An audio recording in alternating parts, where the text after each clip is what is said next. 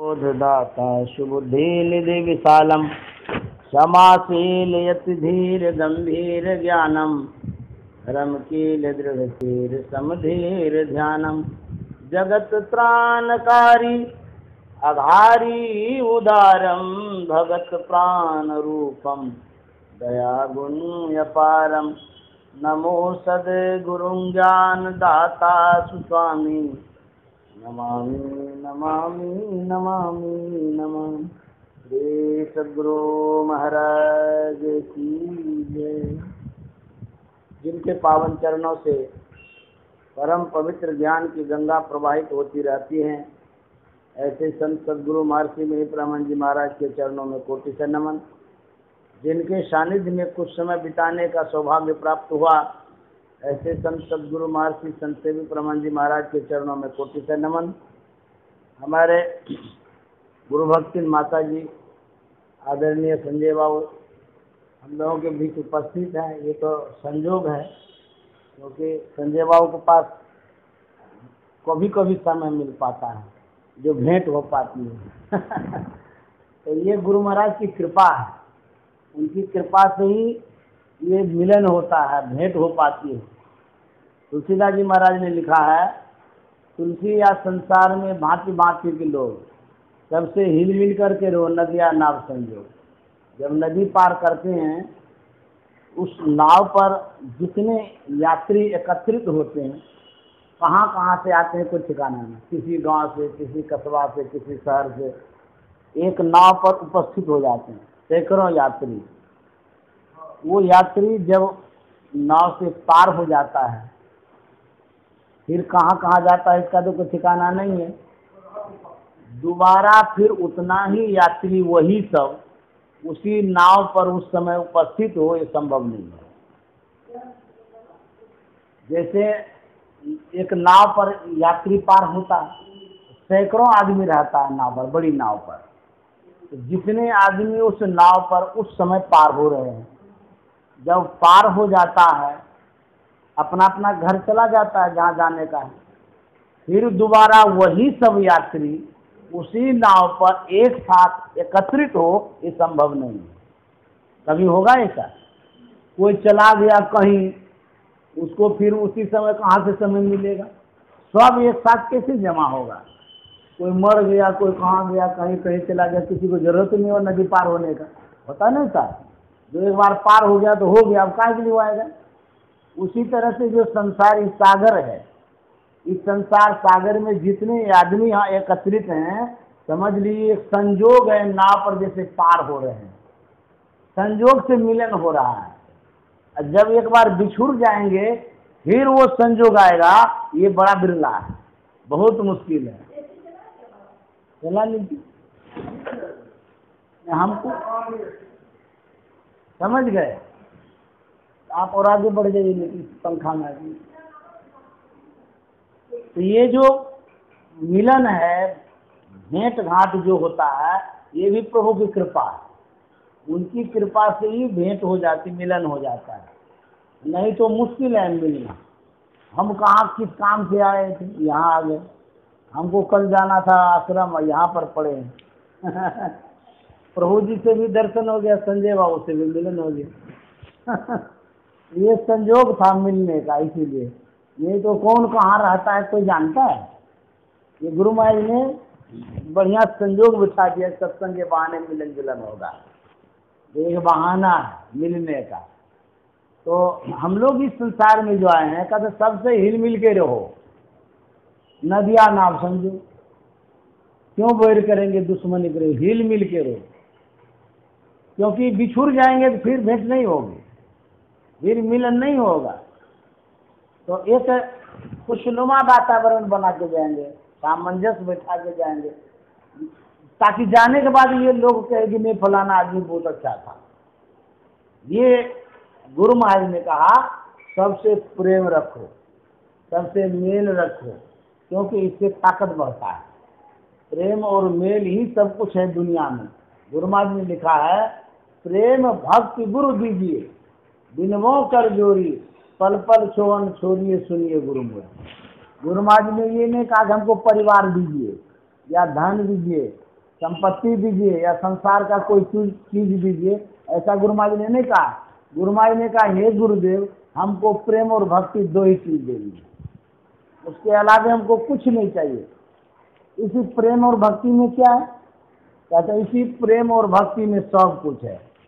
कबीर साहब ने लिखा है, प्रेम भक्ति का ज्ञेय है, ऊंचा बहुत एकांत, शीश उतारे भूमि धरे तब पहुंचे घर तक। प्रेम क्या है? कहते हैं भक्ति का घर है। जैसे कितना सुंदर घर है, इस घर में हम लोग रह रहे हैं। जिसके पास घर नहीं है वो बेघर आदमी है, कितना दुख होता होगा। धूप में, बरसात में, आंधी में, तूफान में सब कुछ सहता होगा।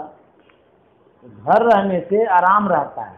उसी तरह से भक्ति करते हैं, उसके साथ प्रेम रहने से आराम होगा। भक्ति है, प्रेम नहीं है तो कहते हैं वो अधूरी भक्ति है। एक खेत था, उसको नामदान लेना था। नामदान में दीक्षा, दीक्षा लेने के ख्याल से कबीर साहब के पास पहुंचे। कबीर साहब को इतना सा मोहरों की थैली दिया, द्रव्य जिसको कहते, कहता कि ये लीजिए, हमको नाम दान दीजिए, दीक्षा दे दीजिए। कबीर साहब कहता, आजकल हम दीक्षा उक्षा नहीं देते हैं, मेरी जो शिष्या लोई है वो देती है, उनसे जाकर के ले लीजिए। तो वो गए लोई के पास, बोलते ये मोहरों की थैली लीजिए और हमको नाम दान दीजिए। वो लोई क्या करती है, वो थैली ले लिया, कुटिया में घुस गई। घुसी जो घुसले रह गए बहुत देर तक। इधर ये सेठ जी चिल्लाने लगा कि क्या हो गया, हम तो थैली आपको दे ही दिए मोहरों की, अब आप हमको दीक्षा दीजिए, हम जाएंगे। तो वो उधर से भीतर से क्या आवाज देती है, आप काम कर रहे हैं। तो सेठ जी के मन में वो अब कुछ करती होगी, तो विधि विधान होगा इसीलिए।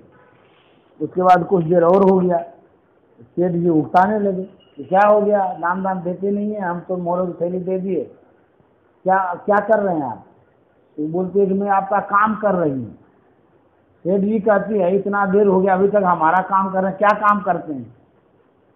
तो लोही कहती है, मैं छुरा पिजा रही हूँ। नहीं छुरा क्यों पिजा रहे हैं?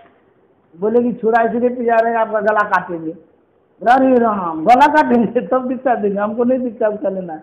वहाँ से भागा भागते हुए जा रहा था। कबीर साहब देख लिया, अरे ये तो भाग रहा है। बोले क्या हो गया, क्यों भाग रहे हैं? रुकी रुकी रुकी।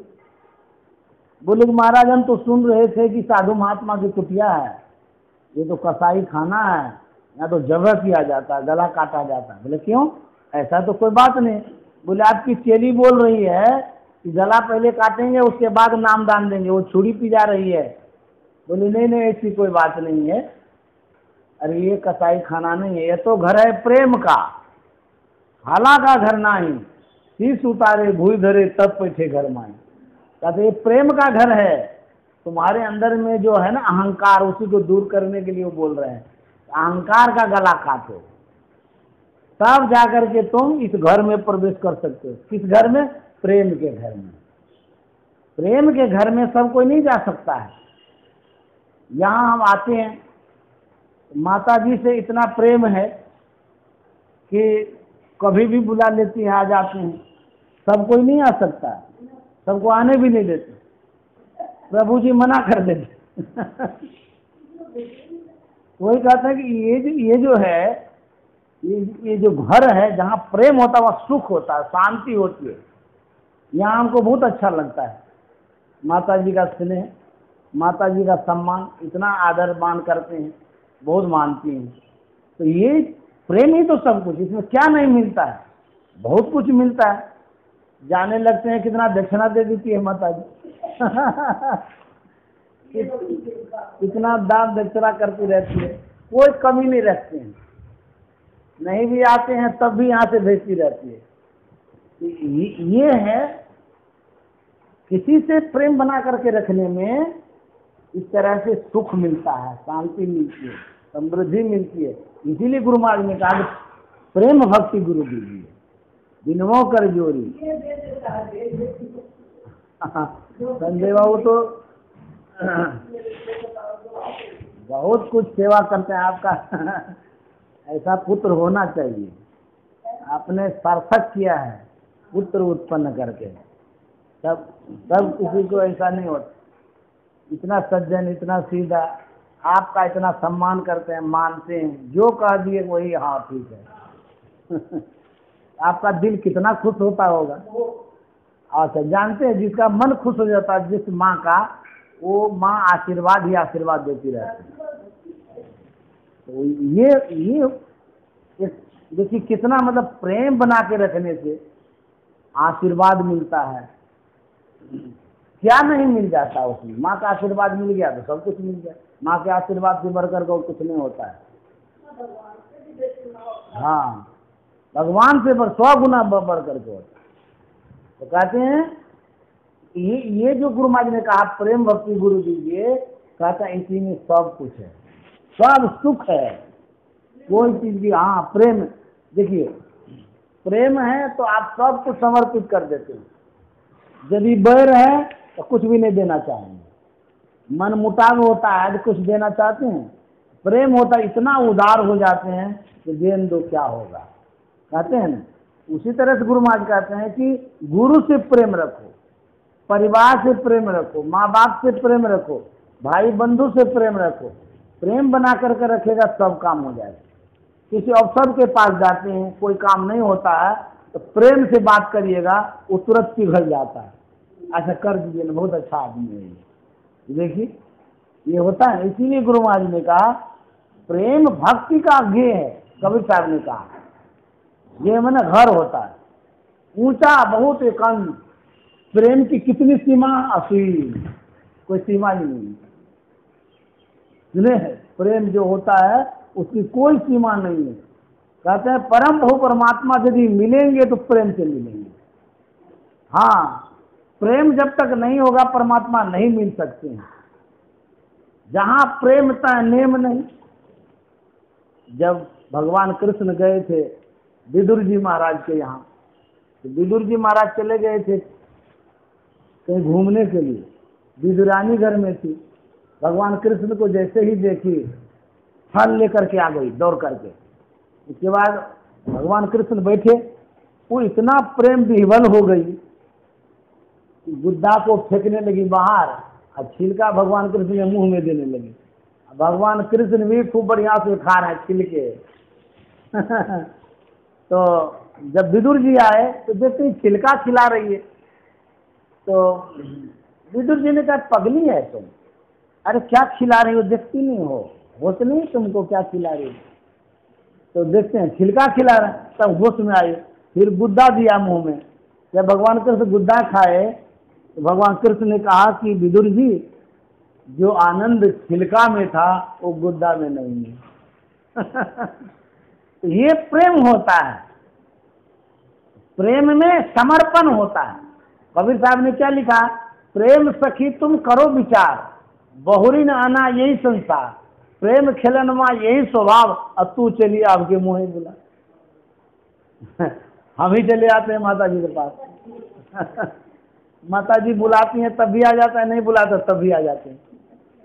इसको कहते हैं प्रेम। वहाँ क्या मान सम्मान खोजेंगे, प्रेम से बढ़कर के कोई मान सम्मान नहीं। इसीलिए गुरु महाराज ने कहा प्रेम भक्ति गुरु दीजिए विनो कर जोरी, पल पल छोहन छोड़िए सुनिए गुरु मोरी। कहते प्रेम बहुत बड़ी चीज है मानव समाज का। इस देश पर जो भी कब्जा किया है बेमेल होने के कारण, जब भी देश गुलाम हुआ है आपस में फूट हुआ है तब गुलाम हुआ है। यदि प्रेम बना रहता तो कोई देश को नहीं लूट सकता था। हमारे गुरु महाराज यही बार बार कहते हैं आपस में प्रेम से रहो, मेल से रहो। जैसे हम कपड़ा धारण करते हैं शरीर पर, वो कपड़ा में क्या है, सूता है, धागा, कितना पतला धागा, खोल करके देखिए बहुत पतला धागा, एकदम सुई को नोक जैसा पतला है ना इसमें। कहता वो एक एक धागा जब जुटा तब क्या हो गया, कपड़ा। वही कपड़ा इज्जत ढकता है ना। यदि सब धागा के हम नहीं जुट करके रहेंगे, अलगे अलगे रहेंगे, तब क्या होगा, एक धागा आपके शरीर को नहीं ढक सकता, इज्जत नहीं ढक सकता है ना। उसी तरह से एक एक फूल जब मिलता है तब माला बनता है, एक फूल को माला नहीं कह सकते। आप सिकड़ी पहनते हैं गले में, देखिए उसमें एक एक द्रव्य जुटा हुआ है, छोटा छोटा। यदि सब कोई कह के हम अलगे अलगे रहेंगे तो फिर उसका नाम वो बदल जाएगा। उसी तरह से गुरु महाराज कहते थे परिवार में, समाज में, गांव में, देश में, प्रदेश में सबसे मिलकर के रहो। तब क्या होगा, मिलकर के रहोगे तो उपाधि विशेष हो जाएगी, मान विशेष होगा, सम्मान होगा। फूल मिलता है तब उसका नाम बनता है माला, है ना। और नहीं तो फूल को माला नहीं कहेंगे। जुड़ने से नाम बदल गया, तब सम्मान हो गया। किसी व्यक्ति विशेष के गले में पहनाते हैं, कितना इज्जत मिलता है। ये वो फूल दीजिएगा तो कम इज्जत मिलेगा, माला पहना दे। कपड़े को धारण करते हैं, हमारा अंग प्रत्यंग ढका रहता है, इज्जत ढका रहता है। एक धागा रहता है उसका नाम धागा है, अनेक धागा जब मिलता है उसका नाम कपड़ा है। देखते हैं जब जुड़ते हैं तो नाम भी बदल जाता है।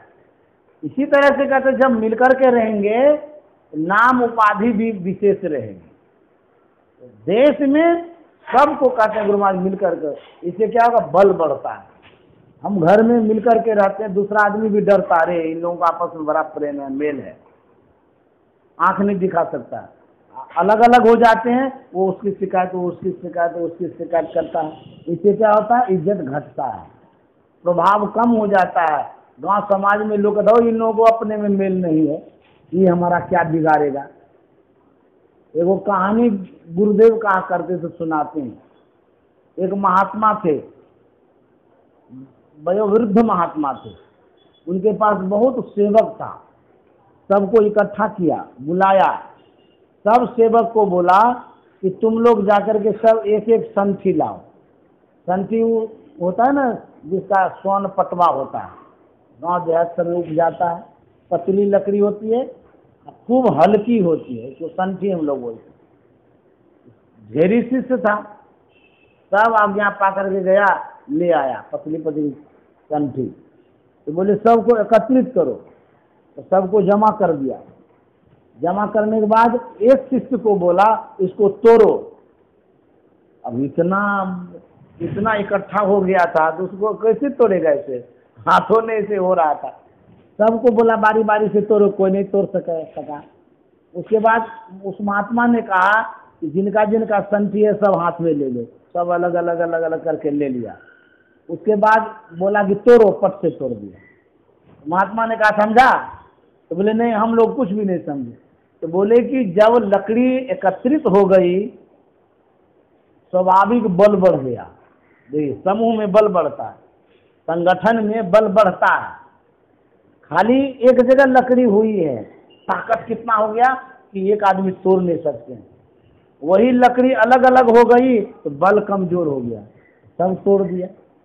उसी तरह से महात्मा ने कहा कि मिलकर के रहोगे तो तुमको कोई तोड़ नहीं सकता है, कोई अलग नहीं कर सकता है। अलग अलग हो जाओगे तो कमजोर हो जाओगे, तुमको अलग कर देगा, तोड़ देगा। गुरु महाराज की एक कहानी सुनाते हैं।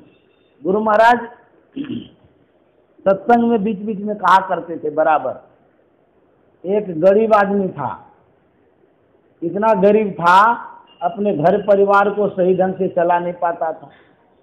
4 लड़का था, आज्ञाकारी था, जो भी उनके पिताजी कहते थे वो लड़का एकदम अक्षर से आज्ञा का पालन करता था। तो वो बूढ़ा कहता है कि बाबू बेटा को कि गांव में रह कर के उतना धन एकत्रित नहीं कर पाते हैं, कमा नहीं पाते हैं, तो घर परिवार सही ढंग से नहीं चल पाता है। ऐसा करते हैं कि हम लोग प्रदेश चलते हैं, प्रदेश जाकर के कमाएंगे तो घर परिवार बढ़िया से चलेगा। सब पुत्र तैयार हो गए, बोले हाँ पिताजी आपके साथ चलेंगे। सबके सब तैयार हो गए। बूढ़ा क्या करता है, एगो चेड़वा ले लिया, वो सुतरी काटते हैं उसको चेड़वा हम लोग बोलते हैं। उसमें सुतरी लगा लगा ऐसे घुमाते घुमाते रहते बांटने के लिए। वो ले लिया, कुछ सुतरी ले लिया बांटने वाला, वो लेकर के चला। चलते चलते चलते चलते जंगल होकर के जा रहा था, शाम हो गई।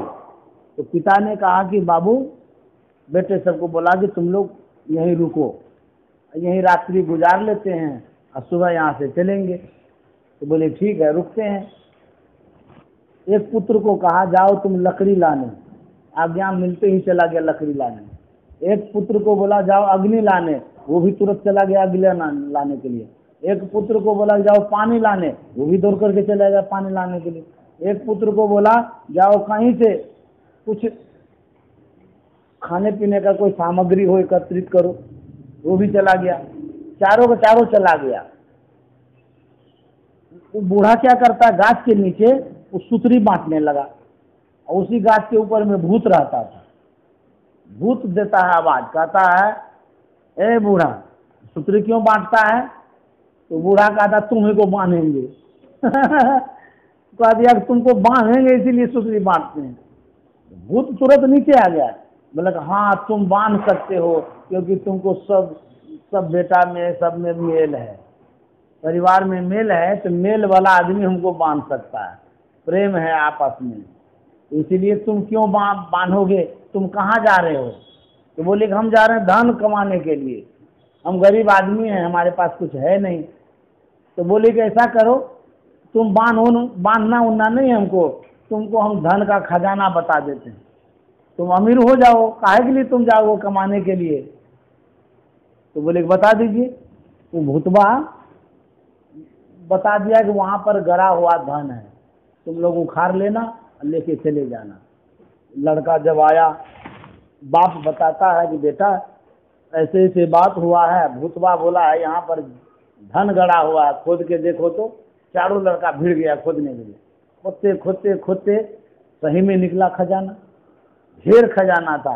वो ले लिया जितना इन लोगों से बन पड़ा, उसके बाद घर लौट गया। घर में अपना घर मकान दुकान ये सब बनाने लगा, करने लगा। गांव का लोग जान गया इसके पास पैसा कहाँ से आया। एक गांव में चालाक आदमी था, वो पूछता है कि कैसे कैसे तुमने धन कमाया। ये बूढ़ा सीधा साधा आदमी, जो सीधा आदमी होता है उसको लोग बेवकूफ समझता है आजकल। विनम्रता से पेश आइए अच्छे से तो कहेगा बेवकूफ है, चालाकी कीजिए 6-5 कीजिए ठगिए तब कहेगा अच्छा है। यही संसार है। सज्जन आदमी का पूछ नहीं है, विनम्र आदमी को पूछता नहीं है, और जो चोर डकैत है उसी को पूछता है आजकल। तो सीधा सीधा आदमी बूढ़ा था, उन्होंने बता दिया कैसे ऐसे हम गए थे, ऐसे ऐसे हमको धन मिला है। वो जो आदमी था चालाक था, वो सोचता है हम भी इसी तरह से करेंगे, लेकिन उसको आपस में प्रेम था नहीं। वो क्या करता है, अपने बेटे को कहता कि चलो धन इकट्ठा करने कमाने के लिए। तो लड़का कहता कहाँ धन इकट्ठा करिएगा, प्रेम था नहीं आपस में। बोले चलो ना मेरी बात मानो। तो वो बूढ़ा और जो उनका बेटा था वो सब चला, चलते चलते वहीं गया उसी गाछ के पास, क्योंकि बूढ़ा से जान गया था। ये तो सीधा सीधा आदमी था, बेचारा बता दिया सब बात। वहाँ गया गाछ के पास, लड़के को कहता है तुम जाओ लकड़ी लाने के लिए। तो लड़का कहता लकड़ी क्या करिएगा?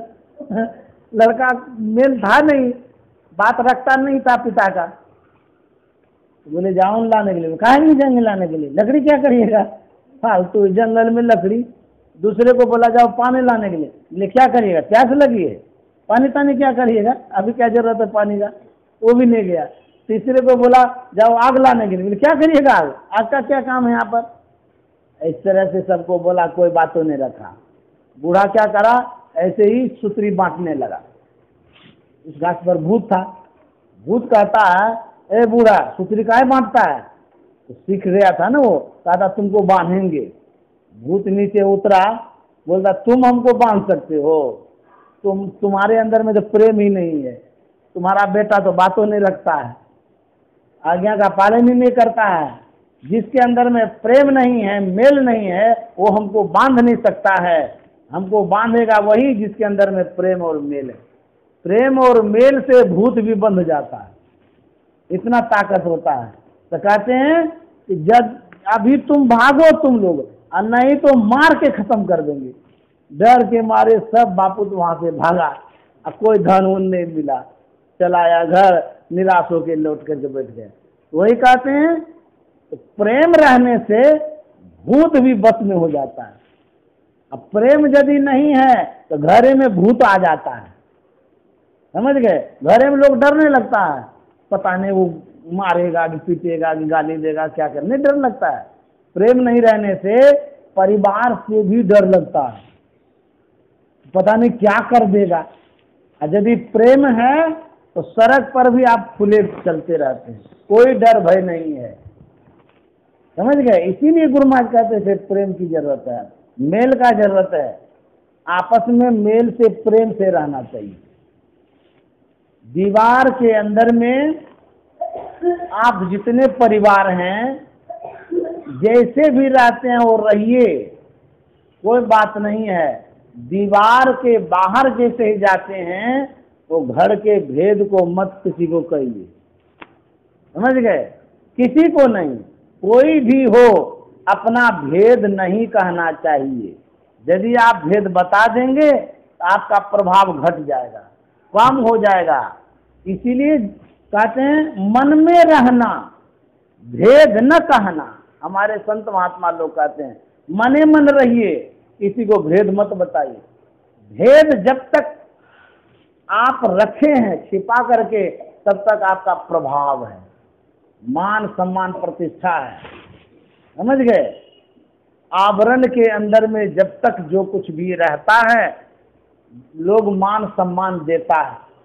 एक एग्जाम्पल देते, उदाहरण मान लीजिए सिनेमा देखने आप जा रहे हैं, जब तक आप बाहर में हैं प्रचार प्रसार कर रहा बहुत अच्छा है, ऐसा है वैसा है ऐसा है, जब तक पर्दा नहीं हटा है, दृश्य नहीं देखे हैं, तब तक आपके मन में उत्सुकता है क्या होगा नहीं होगा कैसा होगा पता नहीं। जैसे ही पर्दा हटाता है वहाँ सिनेमा शुरू होता है, एकदम बेकार सा सिनेमा था, उठ पुट के आप भाग जाते हो। इसी के लिए इतना प्रचार कर रहा था, पूछू तो है नहीं इसमें। तो जब तक आप नहीं देखे थे कितना मन में था कि देखेंगे देखेंगे देखेंगे, और जब देख लिए फिर कोई मन ही नहीं रहा, फीका हो गया। उसी तरह से आपके अंदर में जो रहस्य है, जो भेद है, उसको छिपा के रखिए। सब किसी को नहीं बताना चाहिए, प्रभाव घटता है इससे। घर की बात नहीं बताना चाहिए, परिवार की बात नहीं बताना चाहिए। सब किसी को क्यों बताएंगे? इससे क्या होता है, दूसरा आदमी जब जान जाता है तो हमारे परिवार का हमारा इज्जत कम हो जाता है, प्रभाव कम हो जाता है। झोपड़ी में आप रहते हैं फिर भी उसको इज्जत से रखिए, ढक के रखिए झोपड़ी को, तो मीडिया वाला भी आएगा इसके अंदर में क्या है बताइए तो खोजना चाहेगा। और जब पर्दा हटाते हैं इसमें तो कुछ नहीं है। तो अपने गुण को, अपने भेद को छिपा के रखना चाहिए, बताना नहीं चाहिए जल्दी। और यदि बता दिए तो फिर प्रभाव घट जाएगा। कहता मन में रहना, भेद न कहना, बोलबा अमृत बानी। कहता अमृत मधुर बानी बोलेंगे, किसी के साथ क्यों कड़वा बोलेंगे, कटु वचन क्यों बोलेंगे, मधुर मधुर बोलेंगे। एक कहानी हम सुने थे सत्संग में, एक गरीब आदमी था। गरीब आदमी गया कमाने के लिए, देखिए संजय बाबू को देखिए कितना मेहनत किए हैं, अथक परिश्रम किए हैं, सुनते हैं कभी कभी सुनाते रहते हैं। जिस समय काम प्रारंभ किए थे उस समय उस दुख को यही जानते हैं और कोई नहीं जानता है। इनको कितना परिश्रम करना पड़ा है, कितना कठिनाई झेलनी पड़ी है, कितना पसीना चुआना पड़ा है, कितना खून बहाना पड़ा है, वो संजय बाबू जानता और किसी को पता नहीं है। बेचारे भूखे प्यासे जंगल में वीरान में रह करके धूप में बरसात में सह करके उस काम को आगे बढ़ाए। आज तब फल फूल को खाते हैं।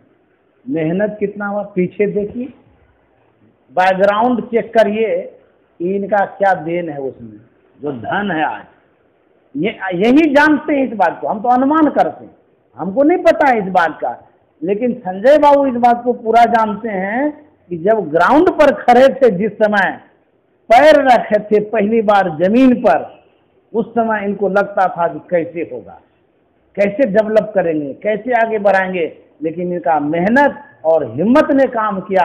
आज देखिए क्या नहीं हुआ, वो परिश्रम इन्होंने किया, वो आज मेहनत किया, आज भी बेचारे कर रहे हैं, आज भी पीछे नहीं घसते हैं, लगे ही रहते हैं। कितना लगन इनका है, कितना मेहनत है, जीवन इसमें खपाए हैं। ये ऐसे थोड़ा हुआ, ये लगन और मेहनत आज परिवार को सुख दे रहा। माता जी कहते हैं बेटा संजय बाबू ये करेंगे, हाँ माता जी ले लो तुरंत दे देते हैं कुछ भी करने के लिए, माँ को खुश करने के लिए। आखिर इनके लगन का तो काम कमाए हैं, तब माँ को भी खुश रखते हैं। ये इन्होंने परिश्रम किया, मेहनत किया है। ये कभी कभी बोलते हैं तब हम लोगों को पता चलता है, माता जी भी बोलती हैं कभी कभी, संजय बाबू ने जो किया है वो कभी कभी बोलते हैं। तो ये जो इनका परिश्रम है, मेहनत है, ऐसा होना चाहिए करने वाला।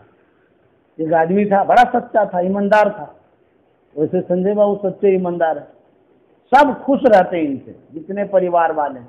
प्रभु जी भी खुश रहते हैं, माता जी भी खुश हैं, बहन भी सब खुश हैं।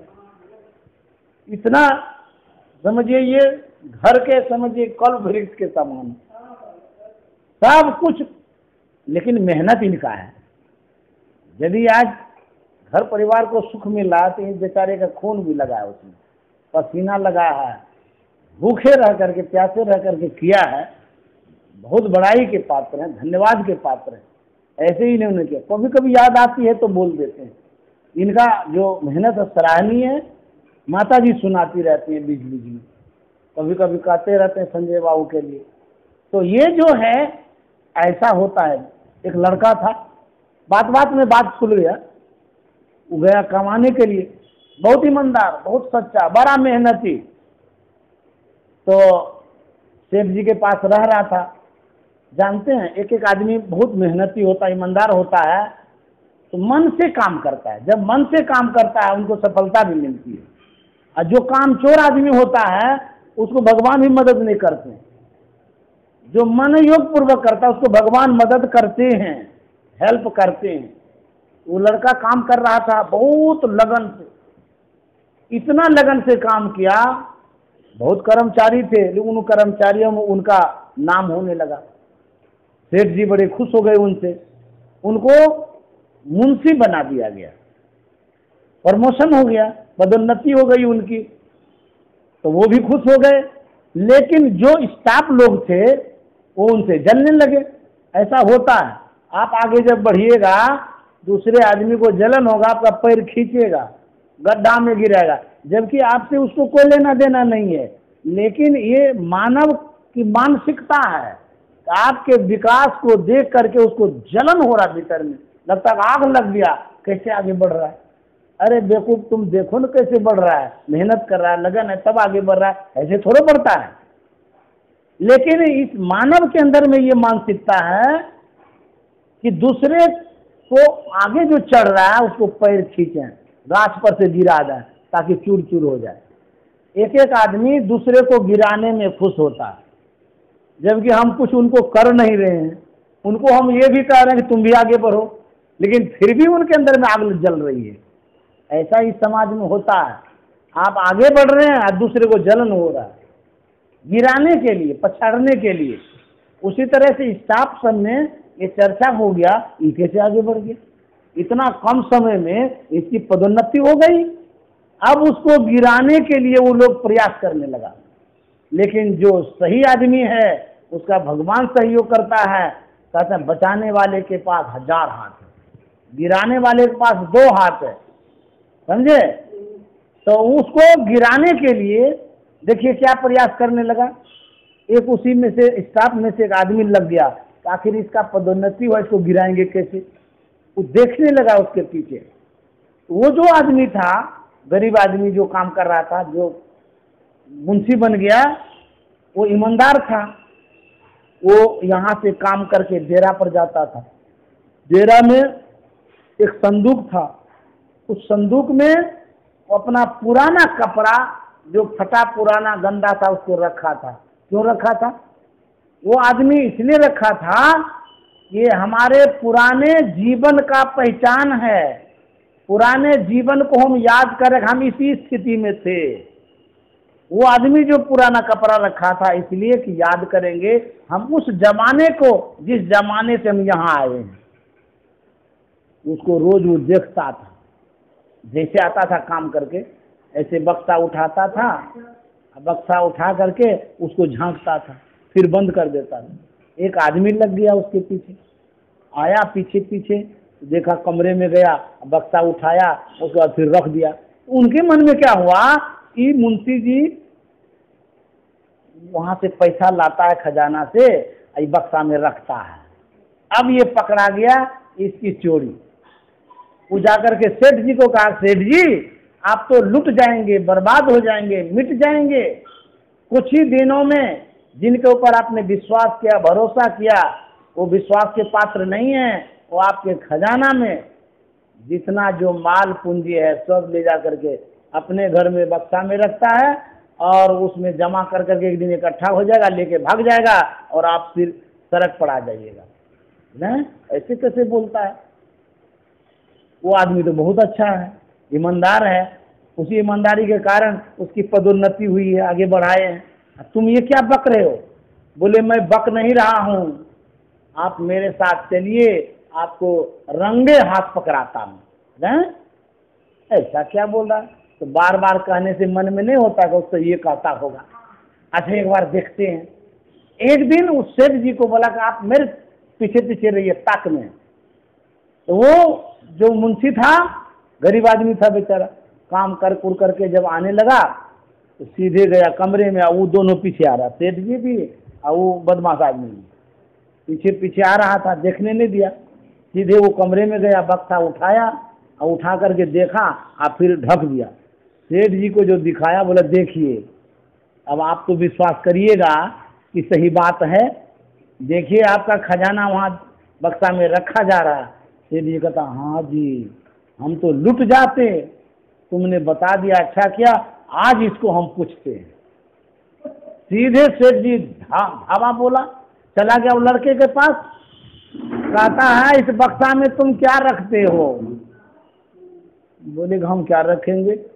बोले नहीं नहीं इसको दिखाओ, इसमें तुम कुछ रखता है। बोले नहीं नहीं हम कुछ नहीं रखते हैं और हम दिखा भी नहीं सकते हैं। चीजों का आप दिखा नहीं सकते हैं। सेठ जी के मन में हुआ ओ बात सही है, ये डर के मारे दिखाना नहीं चाहता है क्योंकि पकड़ा जाएगा। सेठ जी कहता है कि बक्सा खोल के दिखाना पड़ेगा। तो बोले सेठ जी बक्सा हम हरगिज नहीं दिखा सकते हैं। बोले क्यों? हरगिज क्यों नहीं दिखाएगा? आखिर इसमें तुम रखता क्या है जो नहीं दिखा सकता है? उन्होंने कहा मैं अपने जीवन के, जिससे मेरा जीवन मजबूत होता है, स्ट्रांग होता है, सबल होता है, मनोबल बढ़ता है, वही चीज रखता हूँ। बोले ओ जरूर खजाना रखता है तुम, इसको दिखाओ। बोले कि मैं नहीं दिखा सकता हूँ, यदि इसको आप देख लेंगे तो हम नौकरी छोड़ देंगे। तब तो सेठ जी को और मन में हो गया, अरे सही में कुछ रखा है। ये कहता नौकरी छोड़ देंगे, इसका मतलब है ये जरूर ऐसा चीज रखता है जो दिखाना नहीं चाहता है।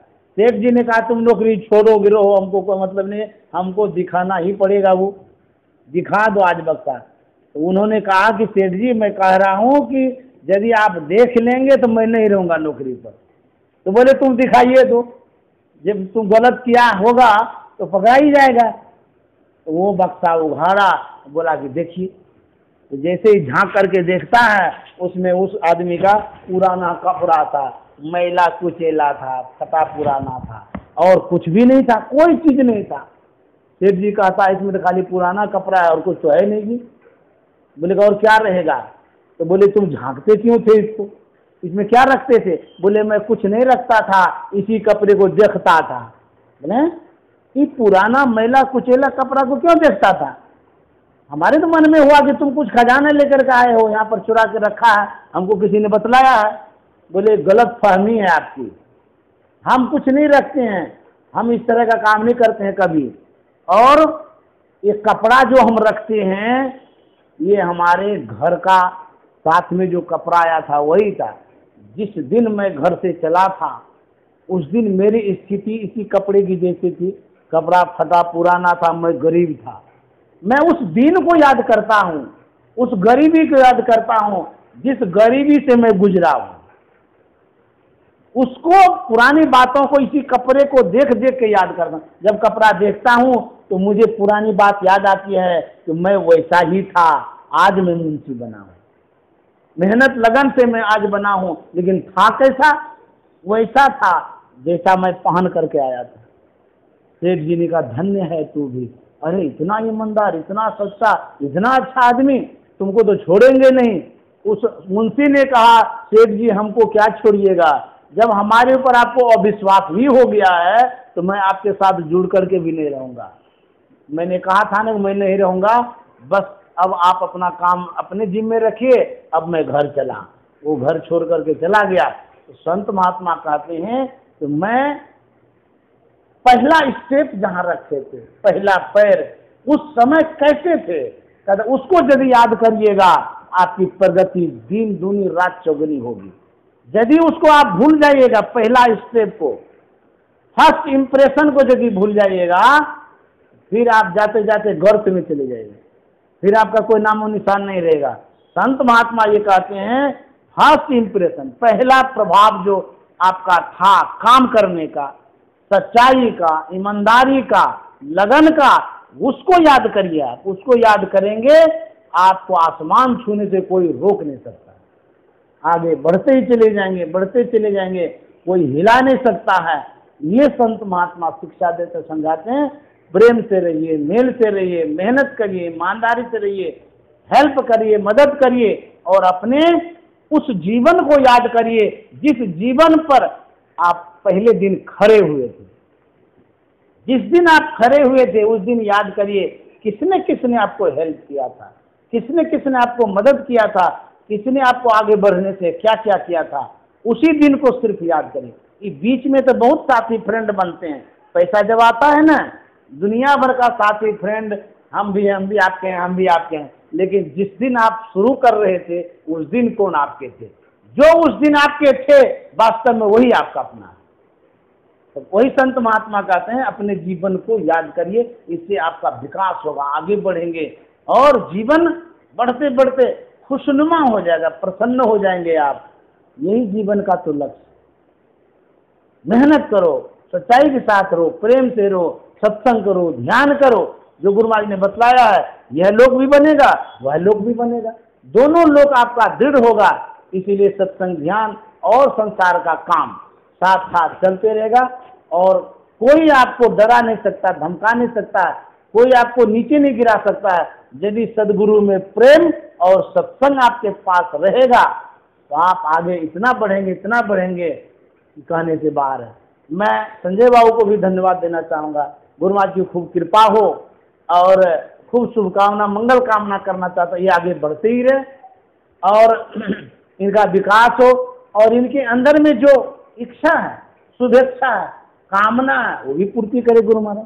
जो कोई तरह का कष्ट भी है उस कष्ट को गुरु महाराज नष्ट करें, ये भी मैं प्रार्थना करता हूँ।